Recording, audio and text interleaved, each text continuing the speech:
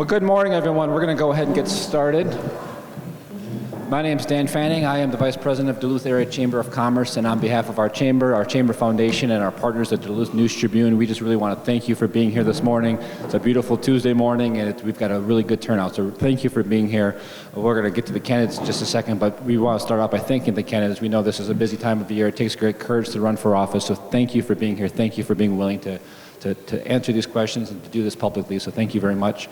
As you walked in, you received a piece of paper about the Civility Project. We're proud to work with the Duluth Superior Community Foundation, Area Foundation, and make sure this is civilly certified, which means, and I know this won't be a problem here, but just to state the obvious, we want this to be an informational forum. This is not meant to be a contentious debate. There really shouldn't be much gotcha questions for those candidates who have gone through the endorsement process with the DNT before. The questions will be familiar, but this is really our opportunity to hear directly from the candidates, and we want to do that without, in a really respectful and just professional way. So if the audience can help with that, we'd be grateful. We know the candidates have agreed to do that as well.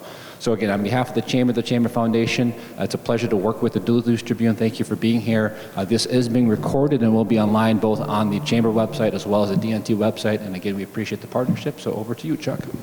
Thanks very much, Dan. Welcome, Mark and Natalie. Thank you so much for being here. Thanks to everyone who's turned out this morning.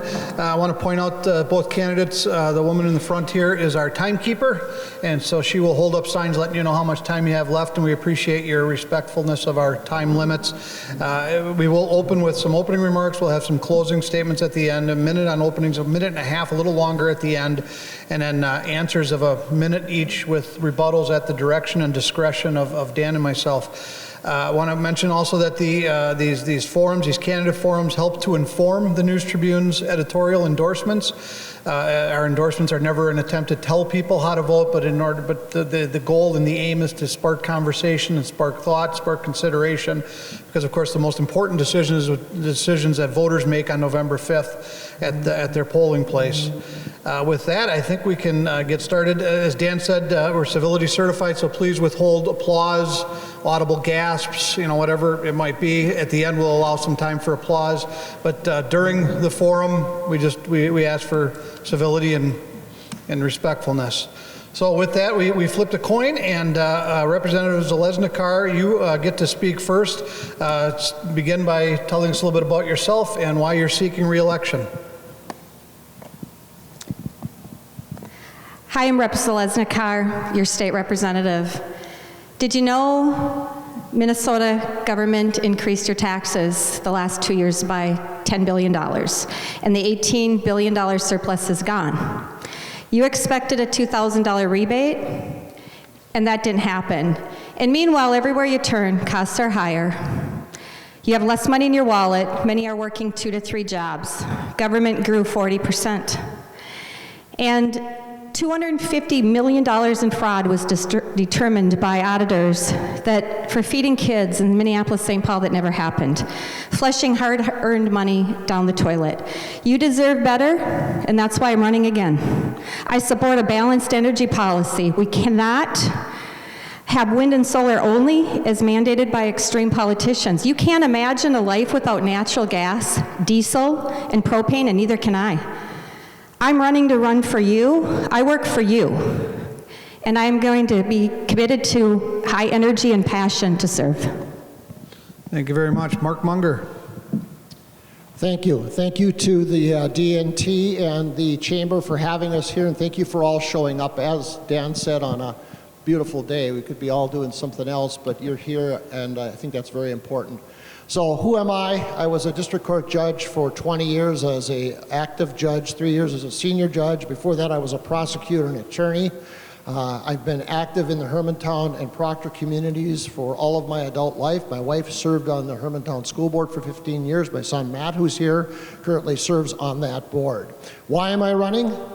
Very simply, I want to bring integrity, civility, passion back to politics. I don't like where we are. I don't like the discourse we find ourselves in, and I'm doing this for our grandchildren. That's why I'm running for the Minnesota House. Thanks, Dan. Thank you both. So we have 9 formal questions before we get to closing comments. Like Chuck mentioned, each question we're going to ask for about a 1-minute response if possible, and if there's a need for a rebuttal, we'll certainly offer that as well. But we'll just jump in with the first question, and the first question goes to you first, Mark. And the question is, if elected or re-elected in the representative's case, what would be your top priorities specifically in regards to what you'd want to do for your district in District 3B?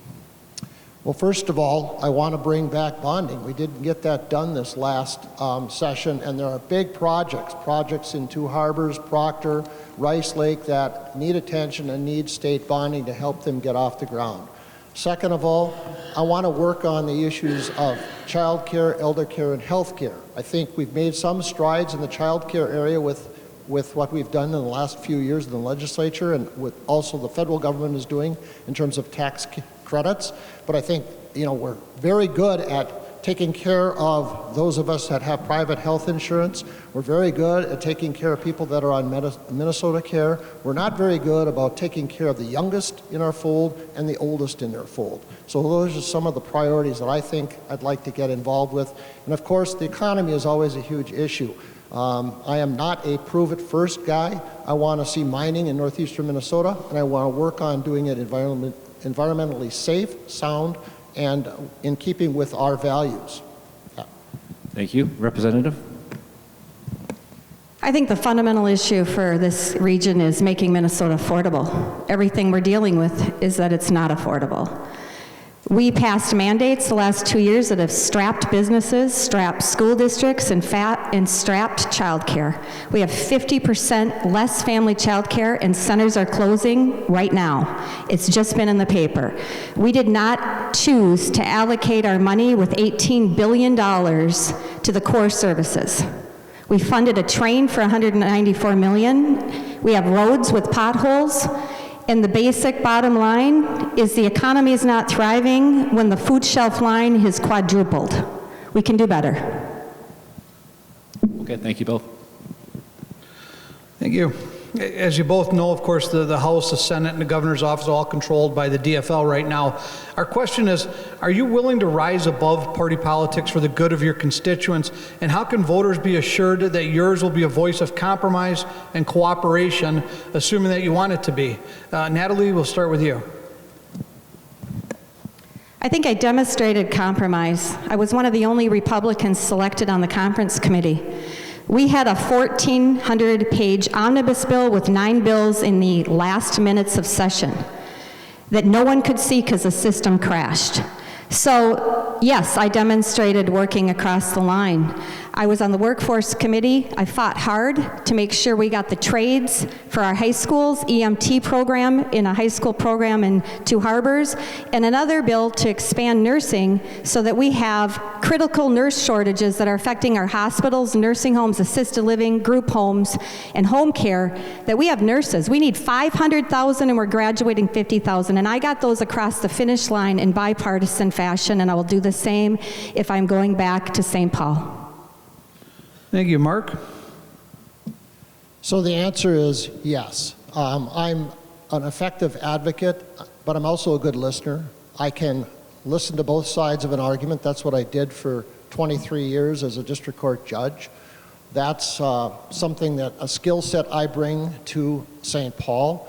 With respect to my campaign, you have to know that my campaign manager is a former small business owner. My treasurer is a former small business owner. Both are far more conservative than I am, and I listen to folks. Those folks and other folks around me give me some balance as to who I am and what I think. And I think with respect to this particular race, I'm better qualified, better able to work across the aisle with folks. I've worked with a lot of the Senate Republicans on judicial issues previously as a judge on different committees with the judiciary. So I think I'm very well suited to reach across the aisle and bring us back to common sense politics. Thank you both very much. Natalie, just as a follow-up, would you say you are a voice of compromise and cooperation, and why would you say so? I would say there's a reason Chair Jung selected me to be on the conference committee, because I demonstrated that on the workforce committee and brought millions to northeastern Minnesota that benefit both parties. and work across party lines for the best interest of our schools, our businesses, and our community. I've been selected to the EMS Task Force for Ambulance and the Aging Task Force in a bipartisan way. We have the largest aging population in the state, and I think there's a reason they selected me as a first-term representative, because I do work with solutions, and I've been doing that my entire career. I never knew who independent, Democrat, or Republicans were, and I solved problems for the people. Same way I got tabs for people with salvage vehicles. I worked with the State Department to get that problem solved, and now we have businesses that are allowing inspections in their sites so people can get their tabs. And why do they need salvage vehicles? Because the price of vehicles are now an 84-month loan. Thanks. And Mark, I want to follow up with you as well. Being a voice of compromise, being a voice of cooperation requires civility, requires relationships, and yet I'm seeing ads on TV attacking your opponent, attacking the incumbent. I'm not sure if they're your ads or ads done on your behalf or what, but given that they're out there, how can you assure voters that, yeah, you are reasonable, you are willing to work with both sides? First of all, I'll make this one promise to everyone in this room and everyone that watches this or listens to it. You'll never see a single negative ad by Mark Munger against Natalie Zeleznikar. It's not going to happen. It hasn't happened. It'll never happen. This campaign started off with third parties attacking me very early on in the campaign about my judicial record. And I'll put my judicial record up against anyone's. For 23 years, I served the residents of this part of the state of Minnesota, was reelected 3 times, by over 95, 96% of the vote. So the negative ads are not mine, they're third parties. We can't control them, we can't know them. In addition, I'm getting third-party attacks just as well. And again, Representative Zeleznikar has no control over theirs. I don't blame her for them, but you'll not see that from me. So in terms of compromise, I can reach across the aisle and work with Republicans, and I can represent Republicans who don't vote for me. Thank you both very much. Dan? Question 3 is about the budget, and in particular about the budget surplus that the state saw again last year. As you know, it was another big budget surplus. None of it, none of it was returned to taxpayers. Instead, we saw a lot of record spending in some cases. The size of government, state government, grew approximately about 40%. In your opinion, is this the wise use of tax dollars? Is spending out of control, and/or what can be done about it? And we'll start with you, Mark. Well, I wasn't there for the discussions, so I can't tell you what went into all of the discussions and the spending that was earmarked. We did make a huge investment in education. I know my opponent is going to talk about expanding the Department of Education, but we did a lot of things for on the ground educators and our school systems with that budget surplus money. We did a lot of things for young families. We did child care. We did a number of very important things. Were the numbers exactly where they should have been? Perhaps not. Should the rebate have been bigger? Maybe. I wasn't there for those discussions. But you can be assured that I'm going to be fiscally sound, I'm going to be fiscally adept, I'm not going to be spending money and wasting money from taxpayers. My biggest concern is taxing seniors and retired military and folks out of their homes by property taxes. So that's going to be something I'm going to keep a sharp eye looking at, because I certainly don't want that to happen. And it's not necessarily true that there was not money returned to the taxpayers. $3 billion went back to the taxpayers of this state. Thank you, Mark. Natalie, same question. Minnesota's unaffordable. We had a message that said, by Democrats delivering for you. I'll tell you what it delivered. It delivered a historic budget. We had a historic $18 billion surplus, and we now have historic layoffs, and we have historic cuts by the tune of millions. Every school district in 3B is facing layoffs or budget cuts. This is not sustainable. They chose to grow government by 40%. Civility and common sense, I don't think were used. I mean, we have daycares closing in record numbers. If I'm on the Workforce Committee, Children and Family Committee, Health and Human Services. If we don't have childcare, you can't go to work. Families are struggling, and absolutely, choices were made, and the core things that government should have focused on, we're failing on right now. And that's that is absolute fact. Okay, thank you both. Thanks, Dan. Let's talk about the bonding bill. As you mentioned, did not get done last year. It was supposed to be, the focus of a session in the last year. What went wrong in your mind, first of all, and what were some of the big misses for District 3B? 1 minute each. We'll begin with Natalie Zeleznikar. I supported bonding in 2023. 2024 was chaos. We had a senator out of session for over a week. We were held up. We couldn't get the job done for the people of the estate or northeastern Minnesota.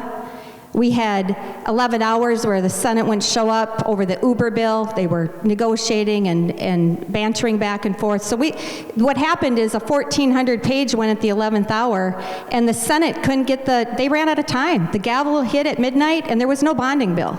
So it should have happened. It can happen. And I have signed on to the bonding projects to expand utilities for housing for Proctor. And Rice Lake is waiting for, we got it done in 23 for Rice Lake. And we've gotten many of the jobs done, and we have more to do.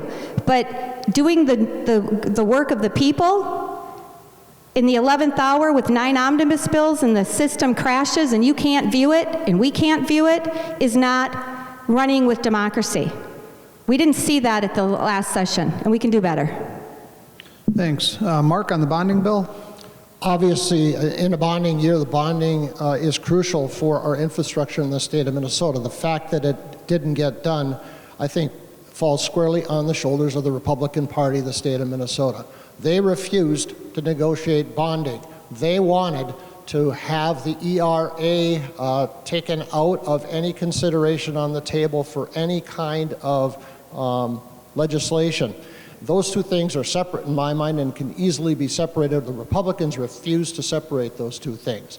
And so, yes, Rice Lake didn't get what they asked for. Two Harbors School District, Lake Superior School District didn't get what they asked for in the bonding bill. They're not going to get everything because that's not how bonding works. We all have a finite pie that we have to split up. Proctor did not get its public works that it needed. So those things failed. And I place that blame squarely on the Republican Party's shoulders. Thank you. The question was also asking the biggest misses for your district. Mark, you hit on a couple of examples. Natalie, what were, in your mind, what were some of the biggest misses with no bonding bill for District 3B specifically?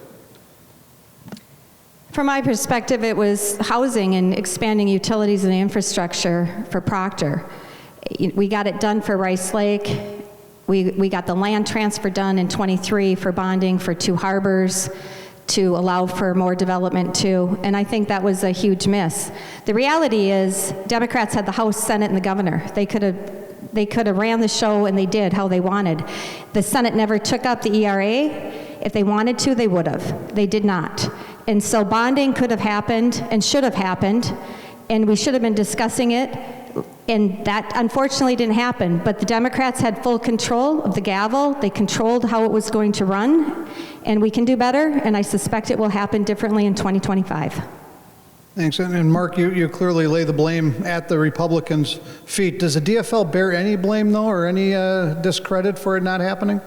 Like I said, Chuck, I wasn't there. But as I understand the situation from the news reports and from talking to folks that were there, what actually happened was the Republicans basically refused to talk bonding at the end of the session. And that basically killed it. So that's the history as I understand it. That's the history that I've read. That's the history I've been given. So I do place the blame for that bonding bill not getting done on the shoulders of the Republicans, the Republican leadership. Chuck, we're doing okay on time. Do you mind if I do a quick follow-up to that? Just Please feel free. very selfishly on behalf of the Duluth Area Chamber of Commerce, when you talk about a bonding bill, we've had a couple of priorities now that have actually been in the bonding bill last couple of years that weren't passed. One was the 148th Fighter Wing, getting them a hangar that they desperately need to keep their men and women safe. Another is another regional ask is the airport tower. So I just mentioned those. I know there's others as well. But whoever is in office next year, are you planning to pick up on some of those notes that were last year that were in the bonding bill and running with those? Would you support those kinds of projects, and or are there other priorities that you might be supporting? And again, candidly, I'm asking selfishly, but those are, of course, regional priorities that also have a federal match. So millions of dollars are sitting there unspent now, and if we don't get some state dollars for them, we could actually potentially lose some of that federal match. So if you wouldn't mind just addressing that, I'd appreciate it. Anytime we can leverage federal money as a match is a good thing for northeastern Minnesota. We need federal partners, and we have strong United States senators here who are willing to step up to the plate and help us. So in terms of the airport, yeah, whatever's needed at the airport to keep us into the 21st century, not the 20th century, is an ask that should be supported. Absolutely, 100%. Thank you. Representative? I signed on bills that we're talking about and was hoping that they would pass, and unfortunately, as we all know, it did not.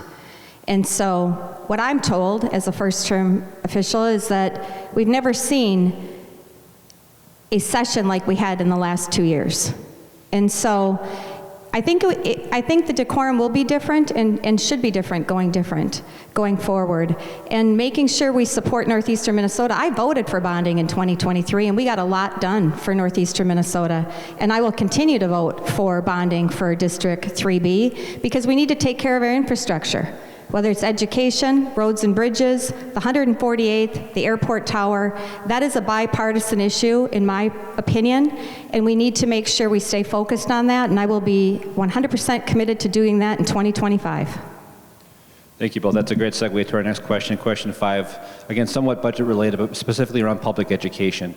You both have mentioned this briefly, but as we all know, some of our local public education schools are suffering right now financially. What could the state do to invest more in public education? Do you feel like there should be more investment in public education, and how do you plan to prioritize that moving forward? Mark, we'll begin with you. Sure. So I think we made a historic investment in public education this last session. What more can be done? I'm not sure, because you have to look, as I said, there's a finite pot here that we have to deal with. And so you're going to have asks, as you just talked about. Bonding's a little bit different, but there's going to be other asks from other facets of society and from our government. You know, in this district, and Representative Zeleznikar knows this very well, it's a very big district that covers a lot of different communities. And all those communities are going to have things that they want assistance with from the state of Minnesota outside of bonding. And so if you're talking about increasing education, I want to be at the table to look at it and say, okay, what is this going to get us? Why are we doing this? What have we done with the resources that we put on the table last session? So the answer is, I'm not just going to give a blank check, even though education has endorsed me as their candidate of choice. Thank you. Representative? I was very disappointed. My dad was my middle school principal. I was extremely disappointed to see what happened for Minnesota education. We are not a shining star. We're now 19th in the U.S. 50% of our kids can read at grade level. When my kids were in 3rd grade, over 80% could read at grade level. And let's be clear, every book is banned if a kid can't read. There is no greater discrimination than not being able to read. You are not going to have a pathway for prosperity for an income. And that is really concerning to me. And it's not our educators' fault. They were strapped with mandates. They had zero flexibility at a school district to use the money as they needed. And we had $2.2 billion that Republicans wanted to put in with less mandates. And if they would have followed that plan, we wouldn't have multi-millions in layoffs or budget cuts for our districts. We can do better and we should do better. And that is what I supported. And the reality is that we have an unsustainable thing. Taxes are based on what happens at a school district, city, and county. And it's yet to be determined. Great. Thank you both. Thanks. As with education, housing, another critical need, Minnesota, pretty much everywhere. What can the state, or what should the state be doing to help communities create more housing that's affordable at all income levels, not just low-income housing? Representative Zeleznikar, we'll start with you. Again, it comes down to our energy plan. Wind and solar is driving our energy. That initiative is driving our energy plan and the cost through the roof. And we haven't seen the ceiling of the costs. So how much does everyone want to pay for energy? How much do you want to pay when you get gas? If we can get gas. We cannot live in northeastern Minnesota without natural gas, propane, diesel. The price it costs for us to haul our groceries across in trucking and airplanes and how we deliver our goods, we have to do reasonable initiatives. And we haven't been doing that in the last 2 years. So I believe we can do better. In housing, we have 100,000 homes that we need in the state of Minnesota. I focused on getting the trades back in the high school. If we don't have people that know how to build a house, we are not going to be able to build businesses or homes. I passed bills, I wrote bills that brought a regional trade center for Proctor, Esco, and Hermantown, which will be innovation for the trades. Thank you. Mark Munger, the question is about helping to create more housing. Sure. So with respect to housing, that's a big topic. It's a big issue. It's a big picture situation because you have to have federal partnership with the state. You have to have local partnership with the state.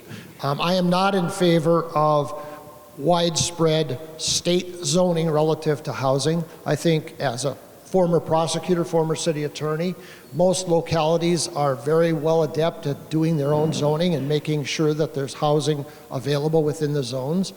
We do need to do a lot better. Anecdotally, I have a son who lives at my home. He's got a great job, he's full-time, he's welcome to stay as long as he wants, as so many of us know, but he can't find, even though he has a decent full-time job, he can't find affordable housing here in the Duluth area. And that's just something that we have to address. Not just low-income housing, but affordable housing, both in apartments and in our buying our first home. And that's one of the things that Kamala Harris is talking about, and I agree with her. Okay, thanks. As a follow-up, Representative Zeleznikar, can you explain a little more how energy translates to creating housing? The fundamental base and the common denominator is the cost to produce the goods, the cost to deliver the goods, and then we serve the goods. So here's the deal. I mean, we have to have affordable energy so we can make the products in the most affordable way. If we have 20, 30% increases in the electricity just in the building we're in right now, everything you buy when you come here is likely going to cost more, and we're seeing that. And so it's no different in the housing market. It's a fundamental Econ 101. You have to have affordable energy to drive the economy, for housing, for business expansion, for the schools to thrive, for all of us to thrive. And that's what I'm committed to. The all or none mentality is hurting us. 100% mandates are hurting us in education, they're hurting us in housing, and they're hurting us on energy. We have to have a diversified plan, and that's what I will do. Thanks. Mark, as long as energy has come up, I don't believe we have a question on it on today's list. So what is your position on the green transition and energy as a whole? I'll be very candid. I mean, I've been screened, and I'm sure Representative Zeleznikar has gotten as many or more surveys from different endorsing bodies across the scope of whatever there is in politics, from labor unions to environmental groups, et cetera, et cetera. And I've been very candid about discussing our energy transition. Climate change is real. We need to address it. We need to stop burning coal. We need to get away from fossil fuels. But with that comes a caveat. How do you get there? And particularly with the lifestyle of Northeast Minnesota. You know, I own my own four-wheeler. I own an outboard motor. I own actually two. And part of our lifestyle up here is based upon fossil fuels for recreation. So how do we get there? It's not going to be tomorrow. It's not going to be in a week. But we can get there. And we got to do it with common sense, prudence, and with the understanding that this is a world we want to leave for our grandchildren. Thank you both very much. Dan? Question 7 is a bit of a piggyback on that last question around housing, but it's really more about population growth. As we see in other regional hubs like Rochester and some parts of the Twin City are starting to grow at a faster rate, we're seeing a little bit of progress in Duluth, and I say Duluth, I really the Duluth area, including the area that you'd represent. What more do you feel like the state could do to help foster that? When we're talking about, in addition to housing, economic development, possibly permitting reform, other issues that the state could be involved with to help grow our population and bring some of those good paying jobs back to the Northland. We'll start with you, Mark. Sure. So we've got some exciting things happening up here. I've said it before during this forum, and I'll say it again, I'm not a prove it first guy. So with respect to copper nickel, I'm willing to take a look at new Range, which used to be Polymet, but they've changed their name now, and find out and figure out whether that's feasible within our environmental consciousness, whether we can do that here in northeastern Minnesota. Maybe we can, maybe we can't, but I'm open to it. We have the helium discovery up by Babbitt. That's going to drive jobs, drive a new industry, brand new industry. In fact, the legislature's having to figure out how to regulate it because we don't have it. We don't have oil and gas here, and that's a whole other issue. And so recently we discovered that there is a titanium and nickel deposit north of Boulder Lake. Another opportunity, perhaps, as long as we do it sensibly and with the environment and our grandchildren in mind. So I want to create jobs here. I've lived here virtually my whole life. My family lives here. I want jobs for Northeast Minnesota, and I'm going to work for them. Great, thank you. Representative? Again, when we create jobs in northeastern Minnesota, we avoid the billboard that happened in the 80s, the last one here, turn the lights off. The reality is, when we have jobs, we have a strong commercial tax base. And when we have a strong commercial tax base in our communities, the burden for all of us in this room for our taxes, whether it's property taxes and the list goes on for all the rest, go down. And that's just fact. I went to Babbitt with Senator Hochschild to see the helium with the, researchers that have been developing. It's phenomenal opportunities for us to grow in this region. I've always said I'm for mining. It makes no sense to me why we wouldn't, if we're going to go the EV route, that we wouldn't be doing things here. We have OSHA standards. We shouldn't be importing things from countries that do child labor, slave labor, and do not have any of the environmental standards. We're one world. We're one planet. And yet we have to have affordable energy that affects 100% of us in this room while still making the environment better, which includes a diversified energy plan. Thank you. Thank you both very much. I think I'll skip our next question. You both kind of touched on it on the last one. That's okay with you, Dan? We'll move on to abortion or reproductive rights. Of course, a huge hot-button issue this past session, this past year in Minnesota and elsewhere as a result of the Supreme Court ruling. What can Minnesotans expect of this coming session on this topic in St. Paul, and what do you support? Mark, we'll start with you. Well, 100%, I am for a woman's right to choose. I am 100% in support of reproductive freedom for women.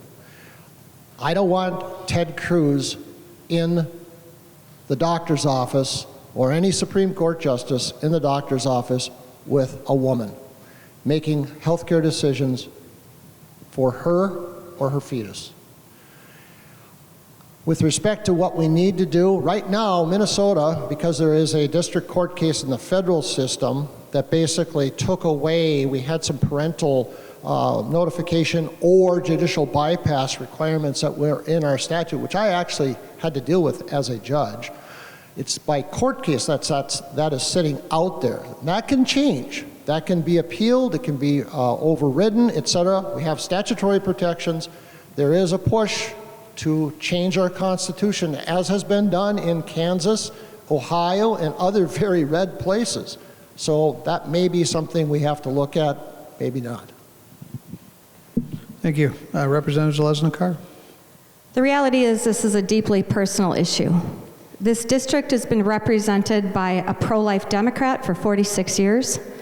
I'm a pro-life Republican. The reality is we did not see a reasonable bill presented in the state of Minnesota. And when I say reasonable, the bill that we were presented with was abortion with no limitations. Roe versus Wade was 22 weeks. So when we saw that bill come, which was quite shocking, I signed with the Republicans to say, let's bring Roe versus Wade back to Minnesota. Let's do that as an amendment. Democrats said no. I don't think that represents the majority of Minnesota to have no limitations.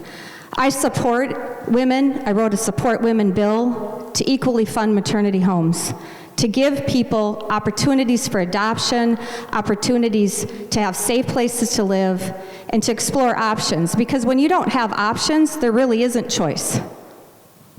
Mark, any response on what was passed? Well, not what was passed, but what my opponent just said. If you really think that she would have been endorsed by the Republican Party of the state of Minnesota supporting Roe v. Wade, think again. That's an afterthought. That's after Roe was repealed. Oh, we don't like your bill, so we're going to say we support Roe. In an instant, I can guarantee, if that's in a statute supported by the Republican Party, it'll disappear. I would not trust that. I would not put my money on that. Representative Zeleznikar, final word. I think if the Democrats were saying they wanted Roe versus Wade, the same argument could be made. Why would you say no? Why would you repeal Born Alive Act?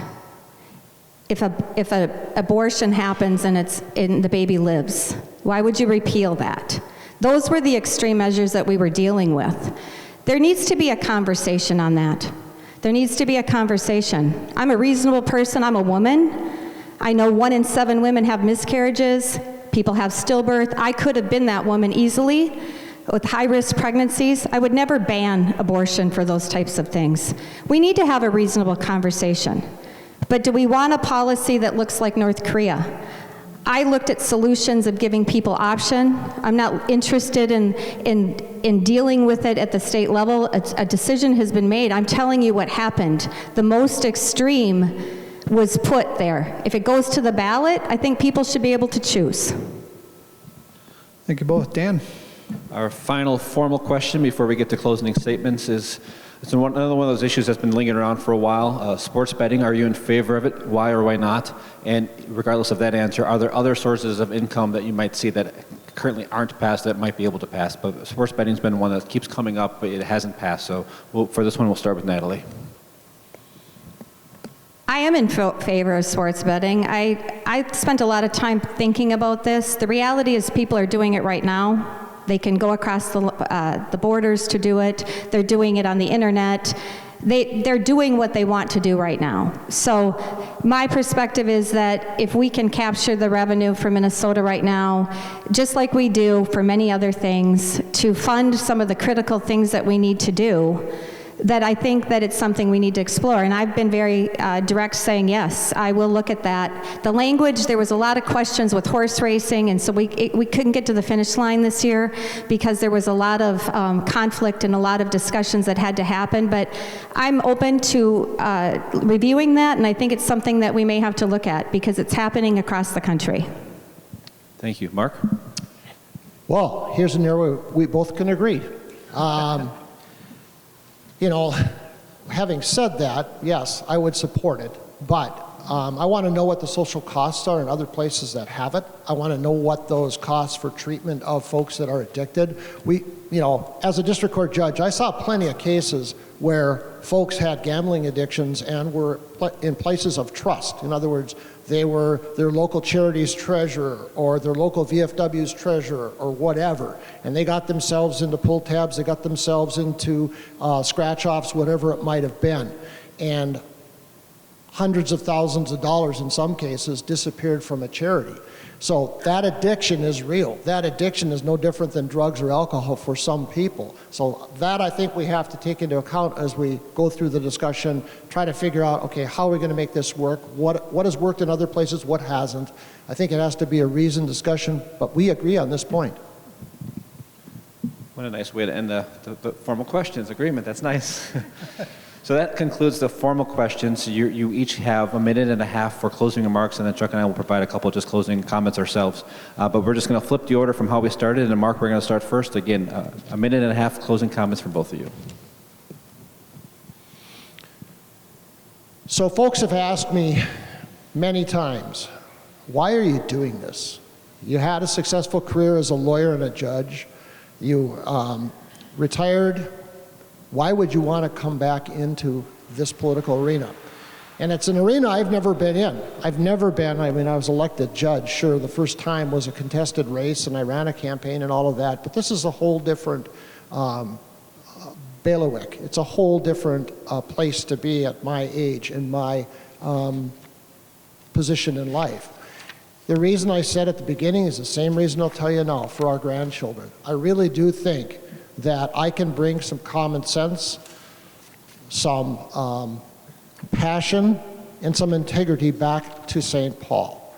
I think it's been lacking. I think there's been a lot of name calling, a lot of attack ads, a lot of that stuff. And like I said before, I can't control third parties, she can't control third parties.